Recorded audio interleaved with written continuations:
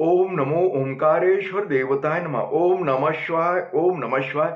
अवधूत चिंतन श्री गुरुदेव दत्त. मंडळी, शंका समाधान या कार्यक्रमासाठी मी संगमेश्वर गिरी श्री क्षेत्र ओंकारेश्वर देवस्थान बिलोद्यान जानेगाव इथून आपलं सर्वांचं हार्दिक स्वागत करतो.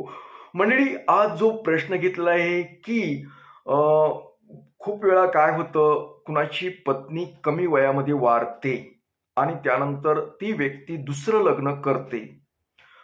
जर तसं तुमच्या संदर्भात झालं असेल कुणाच्या, तर तुम्ही एकतर पहिल्या पत्नीचं नाव पुढे आता नवीन जी पत्नी केली तिला द्या, तिच्या नावानं चलवा पुढे, आणि तिचं महिन्याला मासिक म्हणून ज्या तिथीला वारली होती त्या तिथीला तुम्ही काय एखादी सौभाग्यवती स्त्री तिला जीव घालत जा, तिच्या नावाने नैवेद्य ठेवत जा आणि तिला विसरून जाऊ नका. ती जरी गेलेली असेल, दिसत असेल, शरीराने नसेल तरी त्या मनाने ती इथं असते तुमच्या सभोवताली.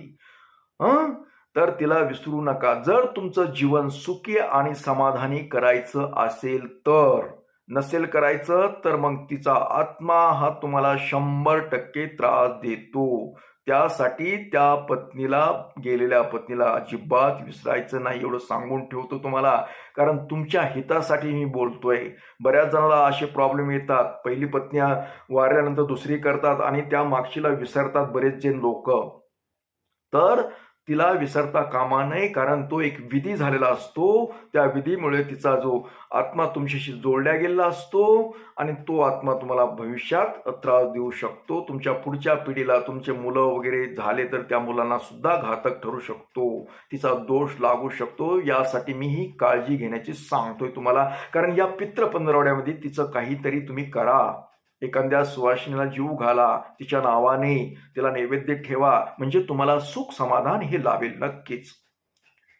याबरोबरच आजचा हा आपला शंका समाधान कार्यक्रम इथेच थांबूया आणि परत भेटूया उद्या सकाळी याच वेळी आणि याच ठिकाणी. तोपर्यंत मंडळी, ओम नमः शिवाय. जय हिंद, जय भारत. सुखी राहा, समाधानी राहा.